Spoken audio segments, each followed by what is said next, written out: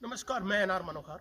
ग्राम पंचायत कुली में सरपंच पद के लिए उपचुनाव है और दिग्विजय सिंह जो पूर्व सरपंच थे, उन्हीं की माताजी यहाँ पर किरण कंवर जी यहाँ से चुनाव लड़ रहे हैं। उनका ये कार्यालय है, तो कार्यालय पर अक्सर जो यहाँ पर चुनावी रणनीति वो बनती है। इस बार का क्या रहेगा समीकरण, किस तरीके से यहाँ पर पूरे दिन भर चुनावी चर्चा होती है, कैसे रणनीति तय होती है, वो तमाम जो बातें करेंगे और आपको ये बताएंगे कि इस बार कितना कड़ा है मुकाबला और जीत के क्या बन रहे हैं समीकरण। तो बात करते हैं, हम सुरजीत सिंह जी से उनसे बात कर लेते हैं। पहले तो आज स्पष्ट हो गया कि भाई कितने मैदान में है और अब मुकाबले को कैसे देख रहे हो?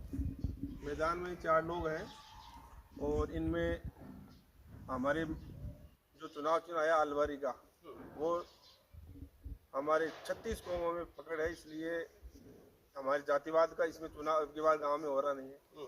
और विकास के नाम पर किरण कंवर जी जो दिग्विजय सिंह जी की माता जी हैं, हमारे पूर्व सरपंच साहब, उनके काम काज को देखते हुए लोगों ने विचार कर लिया है और भारी बहुमत से अब की बार हम चुनाव जीतेंगे।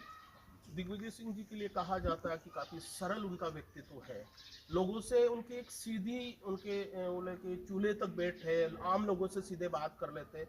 क्या उनका व्यक्तित्व का इन पूरे चुनाव पर प्रभाव पड़ेगा? हाँ जी सर जी वो व्यक्तित्व उनका है, उसी के लिए मैं बोल रहा हूँ आपको कि हमारी भारी बहुमत से चुनाव जीत रहे हैं हम। वो जो उनका व्यक्तित्व है, हर आम आदमी के लिए, वो चाहे वो दिन हो चाहे रात हो, कभी भी जो फ़ोन करते हैं उनके लिए तैयार रहते हैं। उसी के कारण हम इस चुनाव में भारी बहुमत से जीतेंगे। जनता का समर्थन पूरा मिल रहा है और जहाँ जहाँ जा रहे हैं हम प्रचार के अंदर, सब जनता का पूरा वहाँ हमको पूरा साथ मिल रहा है।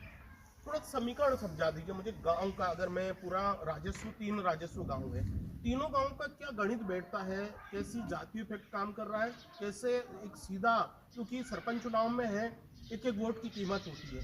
क्या लगता है कि किस गांव का किस तरह का पलड़ा है, वो बताइए। पलड़ा क्या, जातिवाद फैक्टर काम नहीं करेगा। 36 कौमों ने सबने मिलकर इनको चुना है, माता जी को। इसी हिसाब से चुनाव हो रहा है। 36 कौम का चुनाव है। जातिवाद को जनता ने नकार दिया। जातिवाद का कोई फैक्टर नहीं है। अच्छा, थोड़ा वो गणित बताइए कि इस बार जो है, अगर मैं राजस्व गांव की बात करूं, कल्याणपुरा है आपका, करनीपुरा है आपका, कुली है, कौन से गांव में किस उम्मीदवार का पलड़ा आपको लग रहा है, थोड़ा वो बताइए। देखो, हमारे यहाँ जो कन्नीपुरा है, कन्नीपुरा में ऐसी ज्यादा है, तो वहाँ हमारे 60 से 65% हमारी करनीपुरा से आप 60 से 65% वोट ले रहे हो। और कल्याणपुरा में आ जाओ तो कल्याणपुरा में भी हम इतना ही हमारे पास है। ज्यादा बड़ा क्या लगता है कि कुली की क्या स्थिति बन रही है आपके साथ? कुली में उनके हमारे को ज्यादा वोट मिलेंगे, पूरी ग्राम पंचायत में ज्यादा मिलेंगे। इसका क्या, कैसे? उनका साफ व्यक्तित्व है और कामकाज हर जगह, ये जब जरूरत होती है तो पैसा हर जगह उपलब्ध हो जाते हैं। झूठ फांगड़ कोनिया करें तो ये कहूँ कि उनका जो व्यक्तित्व है उससे ज्यादा लोग हर कम्युनिटी के जुड़े हुए हैं। हाँ, इसी कारण जुड़े हुए हैं। यहाँ पर सुरेश जांगड़ी डाले हैं, बात कर लेता हूँ। सुरेश जी, मैं देखता हूँ यूथ में अक्सर देखता हूँ, यूथ क्या कहता है, स्पेशली दिग्विजय सिंह के बारे में ये कहता है कि चाहे आम हो खास हो, सबके लिए वो सीधे बात करते हैं, यूथ से भी उनका सीधा अटैच है। क्या क्या बन रहा है इस बार, यूथ का समीकरण क्या बन रहा है? देखो, यूथ का समीकरण ये है कि अब की बार नहीं, मतलब जो ये परिवार है दिग्विजय सिंह जी का, इनकी 4 पीढ़ियाँ इस काम के लिए समर्पित।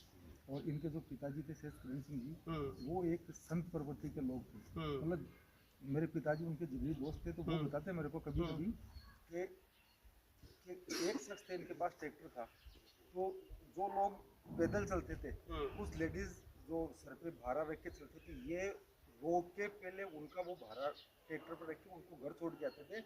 तो रात को 12 बजे भी अगर किसी की कोई दिक्कत हो गई, तो केवल साधन नाम पे एक ट्रैक्टर था इस गाँव में, तो हॉस्पिटलाइज कहीं भी जाना हो, मानव सेवा का उनका किरदार रहा है पूरा शुरू से। थोड़ा मैं इस वर्तमान में उपचुनाव का समीकरण समझूं, मुझे कुली का समीकरण बता दें, क्योंकि आप स्थानीय हो और अभी मुझे, क्योंकि मैं ग्राउंड की रिपोर्ट देख रहा हूं, तो मुझे 2 तरह का समीकरण नजर आ रहा है। एक समीकरण ये बन रहा है कि दिग्विजय सिंह जी का जो व्यक्तित्व है, उनसे लोग, हर कम्युनिटी के लोग जुड़ रहे हैं। दूसरा एक और समीकरण ये बन रहा है कि एक नाराजगी थी कि भाई सरपंच कुमावत सरपंच था उसे समय से पहले हटा दिया गया। कुमावत समाज तो क्या लगता है दोनों समीकरण का क्या है? देखो मैं बताऊँ, अभी परसों की बात है जब नॉमिनेशन हुआ तो उस रैली में सर्व समाज यहाँ उपस्थित था और नॉमिनेशन हुआ तो 3 मुख्य कैंडिडेट हैं जो दिग्विजय सिंह जी की माता जी हैं, उनकी नामांकन रैली में सबसे ज़्यादा भीड़ थी, 500 लोग यहाँ थे। तो उनमें आप बता रहे हो कुमाऊँ समाज इस वजह से नाराज नहीं है। कुमाऊँ समाज में कोई एक पर्सनल रिश्ता थी, उस वजह से कोई दिक्कत थी। अब वो कोई दिक्कत नहीं है। कुमाऊँ समाज के कम से कम 30 परिवार के मुखिया हमारे साथ है और जहाँ तक मेरे समझ में आ रहा है कि अब की बार कुमाऊँ समाज के 50% वोट हम लेके आएंगे। इस बार पलड़ा जो है आपको लग रहा है कि ज्यादातर है जो किरण कंवर जी है उनकी तरफ रहेगा? बिल्कुल। यूथ का क्या आकलन है बताइए? सब यूथ उनकी तरफ ही है। अच्छा। और कोई भी काम हो तैयार रहते हैं। एक मददगार रहते हैं, स्पेशली गरीब तबका है उनके लिए। रात को याद करो, चाहे दिन में याद करो, कभी भी याद करो, तैयार रहते हैं। यहाँ पर पूरी जो चुनावी सरगर्मियाँ कैसे बनती है? ऑफिस में आए हो, मैं देखता हूँ कैसा बनता है पूरा सूबे से, क्योंकि आज चुनाव प्रचार की रणनीति कैसे बनती है, थोड़ा सा वो बताइए। और पलड़ा कैसा क्या है, कितनी मजबूती है वो बताइए। बहुत अच्छे है सर। मेरे थोड़ी दिक्कत है सर। अच्छा बोलना। बहुत बढ़िया है, बहुत अच्छी है। आप जो पहले सुन लेंगे तो बहुत अच्छा था। लगता है कि इस बार चुनाव में आसानी से जीत बहुत अच्छा सर, बहुत अच्छा। आसानी से जी सर, जी सर। बताइए थोड़ा कि थोड़ा मैं चुनावी समीकरण समझूंगा और ये समझूंगा कि किस तरह की तैयारियां चल रही है चुनाव प्रचार को लेकर, किस तरह से क्या हो रहा है। देखो मैं आपसे 2 चीज़ कहना चाहूँगा कि भाई चुनाव कभी भी प्रतिनिधि अकेला मिलकर नहीं लड़ सकता। चुनाव लड़ा जाता है कार्यकर्ताओं के साथ।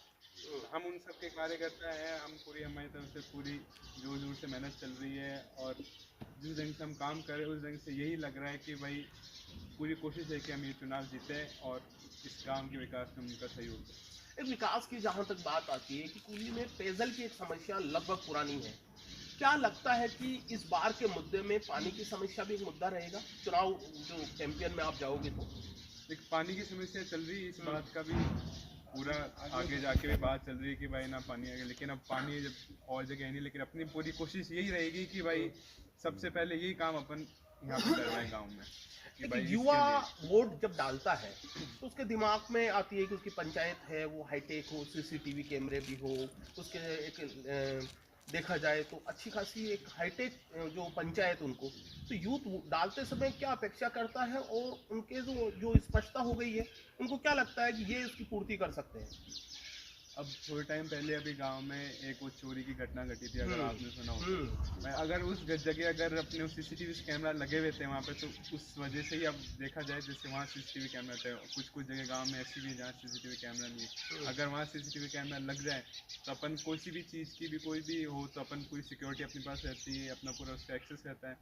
तो हाँ ये है कि भाई अगर अपन इस चुनाव जीते करें तो अपन इस मुद्दे पे भी अपना काम कर सकते हैं। जैसे गांव वालों की इच्छा होगी भाई गांव वाले क्या कहना चाहते हैं कि हमें पहले क्या काम कराना है क्या नहीं कराना है। यूथ वोटर को समझना चाहूंगा, आपका आइडिया क्या कहता है कि इस बार यूथ वोटर का झुकाव किधर रहेगा? जिस ढंग से अभी माहौल चल रहा है उस ढंग से तो यूथ वोट हमारी तरफ भी चल रहा है, किरण कंवर के उधर ही चल रहा है। पर अब देखिए बाकी सब गाँव वालों की सहमति पे है। तमाम जो यहाँ मैं कार्यालय में हूँ और कार्यालय में बैठे हैं अभी चुनाव प्रचार की एक टोली जाते हैं, अलग अलग टोलियों में काम कर रहे हैं, कुछ कार्यालय में बैठ जाते हैं, यहाँ बैठ कर पूरी रणनीति तय की जाती है, साथ ही लोगों से सीधा कनेक्ट है। मैं आपको ये बता दूँ कि ग्राम पंचायत कुली की जहाँ तक बात है 3 राजस्व गाँव है, उनमें से कुली जो गांव है ग्राम पंचायत है वो एक निर्णायक वोटर है। यहाँ पर जो बढ़त जिनको मिलेगी वो निश्चित तौर पर एक बढ़त हासिल जिनको हो जाती है वो जीत के आसार ज़्यादा बन जाते हैं। अभी मेरी लोगों से स्थानीय जो लोगों को ग्राउंड पर भी मैंने जाना है, अलग अलग लोगों से कयास लगाया जा रहा है, हालांकि स्पष्टता और बदलेगी, लेकिन अभी अगर तक देखा जाए तो यहाँ पर मुख्य मुकाबले की मैं बात करूँ तो यहाँ पर अगर किरण कंवर शेखावत और दूसरा है मोहनलाल माछीवाल, ये 2 आमने सामने नजर आता है। तो यहाँ पर किरण कंवर शेखावत का पलड़ा मुझे चुनाव प्रचार के आधार पर थोड़ा मजबूत नजर आता है और अभी मुझे बता रहे हैं कि उनकी जो व्यक्तिगत छवि है उनका सबसे ज़्यादा फायदा मिलेगा।